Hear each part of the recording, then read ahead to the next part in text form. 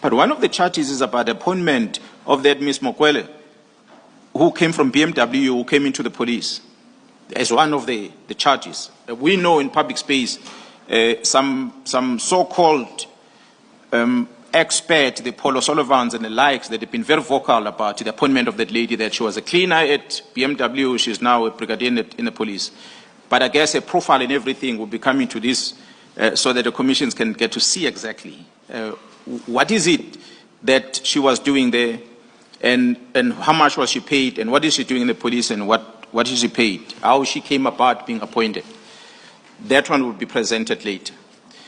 But when we see a case opened in 2 provinces and it gets transferred by the Chief of Staff of the Minister of Police to IDEC, and IDEC is in position of this in 2025, towards the end of the year.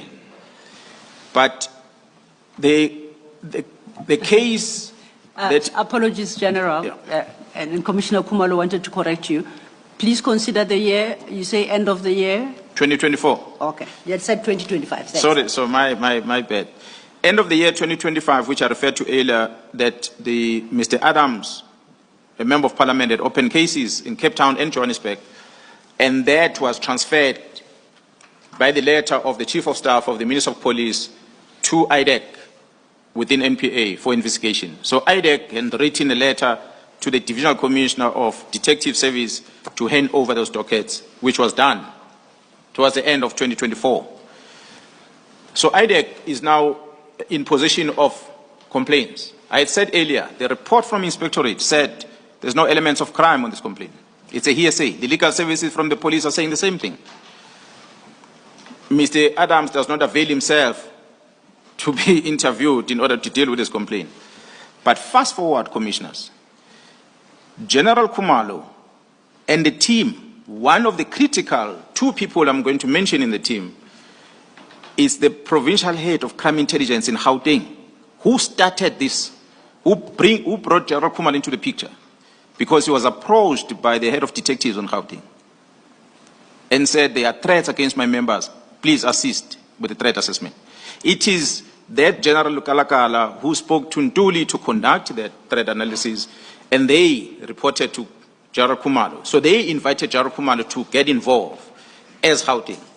So that Lukalakala is arrested with Khumalo. And the charges that they are arrested for, or the case they are arrested for, it's a case that is with IDEC.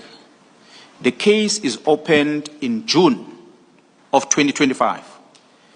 But the case has got the same charges, a complaint from Mr. Adams, similar to what Mr. Adams deposited the previous year, 2024, in October in Cape Town and in November in Johannesburg. It's a similar complaint that these members are arrested for by IDEC in June. But what is strange about it, commissioners, is that instead of IDEC working on the complaint of Adams, which had no basis for a complaint, and in fact arrest on that, they did not to date. But they sought to get Mr. Adams to deposit another statement, whether it was coached or whatever. He deposited another statement at the beginning of 2025 in January to IDEC, a completely new statement, which now must prove to some degree that there is crime. So that's what enabled IDEC to then investigate. In January, the statement is dated. In June, the case is registered. The same June, these members are arrested. Can you please detail the differences between the 2 statements for me to follow the point you've just made? Commissioner, I'm going to invite the team to bring that have been arrested and charged, to bring the copy of the charge sheet and the statement that was deposited in that case docket to come and present to the Commission. I don't have it with me, but I have access to it and I read it. So that's why I'm able to draw comparison between this and that. So the question I was asking, but IDEC, why didn't you arrest them on the October and November complaint? Why did you put another statement in January? That being the complaint of quote-unquote interception. All what was mentioned in October and November in Cape Town and Johannesburg, one of those was the appointment of this Ms. Mokwele. The arrest is about Ms. Mokwele. Okay, all right. But the statement from the complainant, Mr. Adams, is dated January now. It's a new one. A completely new statement which was retaken. But the case is not a similar case as those two. So it's another completely new case that is registered, as if it's a new thing. But, well, if there's evidence of a crime, I'm not going to argue that. They've got all the rights. If there's crime committed, they must act on it. They've got all the right. But what is strange, Commissioner, I'm going to invite South Africans to go to that court, and if so, demand to see the charge sheet. I'm not a lawyer. Many South Africans are not lawyers, but they will read what is sitting in the charge sheet.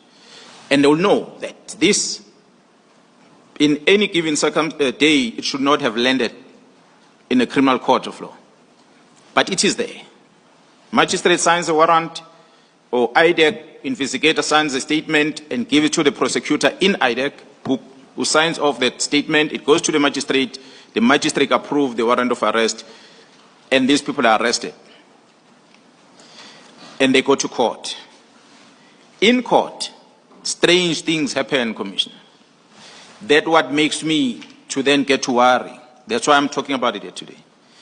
Because one of the strange things that happened, it involves a magistrate who's presiding over a case that the members from crime intelligence are arrested on. He imposed a very bizarre bail condition towards those members. And the bail condition that is imposed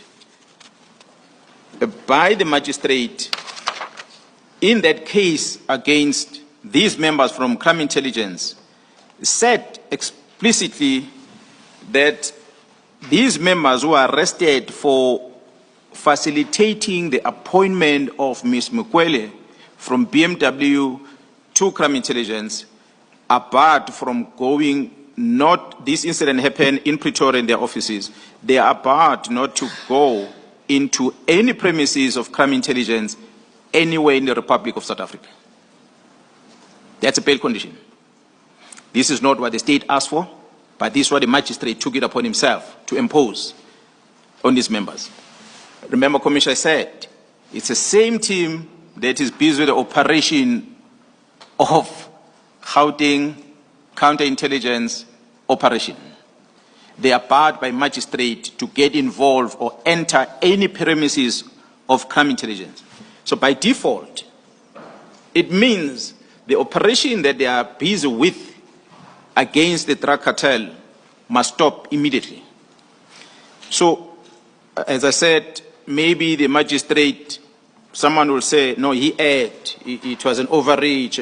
I don't believe it's that. I believe it was a calculated move to make sure that they put a stop on the involvement of these members with this operation. And I can confirm to date, Commissioners, that that operation stopped. While the members are crippling, trying to work, but it's frustrated. But it doesn't end there.